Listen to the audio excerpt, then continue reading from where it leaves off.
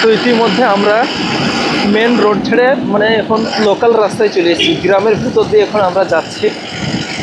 দেখো কেরলের গ্রামের রাস্তাগুলো অনেক সুন্দর, দুই পাশে বাড়ি, কত সুন্দর সুন্দর। দেখো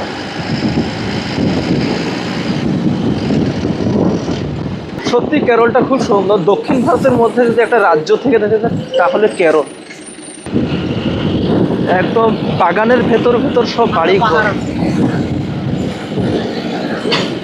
এখানকার মানুষ গাছপালা অনেক পছন্দ করে, যার জন্য গাছগুলো সহজে কাটতে চায় না। তো এর জন্যই কেরলের আবহাওয়া অনেক সুন্দর, শুধু গাছপালার জন্য। সামনে দেখো কত বড় একটা পাহাড় দেখা যাচ্ছে। যেহেতু আজকে আমরা একটু দূরেই কাজে যাচ্ছি, তার জন্য শর্টকাট রাস্তাগুলো বেছে নিচ্ছি, কারণ যেতে অনেকটা টাইম লাগবে, তো ওর জন্য লোকাল রাস্তা দিয়ে যাচ্ছি। দেখতেই পাচ্ছ লোকাল রাস্তা ছেড়ে আবার মেন রোডে চলে এসেছি আমরা। এই রাস্তাটা কিন্তু একদম পালা চলে গিয়েছে সোজা।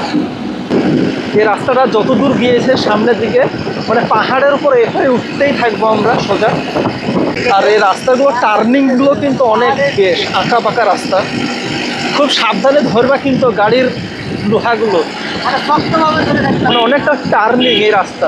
যতদূর যাওয়া এইভাবেই এখন আমরা পাহাড়ের উপর উঠতেই থাকছি। শুধু রাস্তাগুলো দেখো, একা বেকা রাস্তা।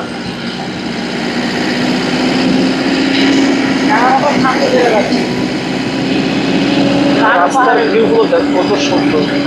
এখন পুরো খাড়া পাহাড়ের উপর উঠছি আমরা,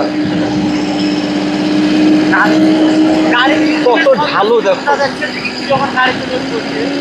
মানে গাড়িতে এখন এতটা পরিমাণে প্রেশার পড়ছে, মানে স্পিডে উঠতে পারছে না। কত স্লো গাড়ি উঠছে দেখতে তো পাচ্ছেন আপনারা, একদম স্লো ভাবে উঠছে গাড়ি।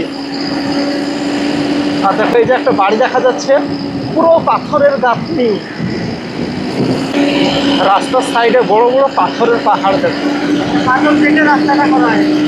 এইসব রাস্তাগুলো কিন্তু পাথর কেটে কেটেই বানানো হয়েছে, বুঝলাম। রাস্তার সাইডে যদি পুরো পাথরের পাহাড়, মানে গাড়িটার উঠতে কিন্তু অনেক কষ্টই হচ্ছে, একদম স্লো হয়ে উঠছে, যেহেতু অনেকটা উপরে উঠছি আমরা, উঠতে পারছে না গাড়ি, এতটা পরিমাণে ঢালু। নিচে দেখো, আমরা পাহাড়ের অনেকটা উপরে চলে এসেছি। রাস্তাটা কিন্তু পাহাড়ের একদম উপরে। আর এই যে পাশে দেখতে পাচ্ছি, এটা অনেকটা গভীরতা, পাহাড়ের নিচে অনেকটা খাদ। আর সামনের ভিউটা দেখো কত সুন্দর। কোন রাস্তা থেকে কোন রাস্তায় আমরা চলে যাচ্ছি।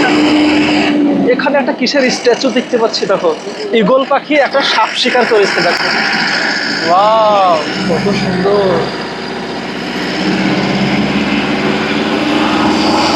আমরা এখন হাই রোড ছেড়ে এখন লোকাল রোডে চলে এসেছি।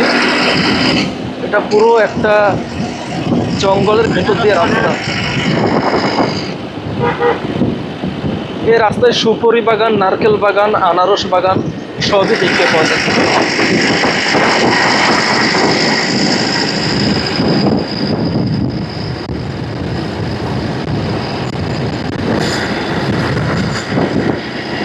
পুরো সুপারি বাগান এটা কেরলে। মশলাপাতির দিক দিয়েও কেরলে প্রচুর পরিমাণে মশলা উৎপাদন হয়।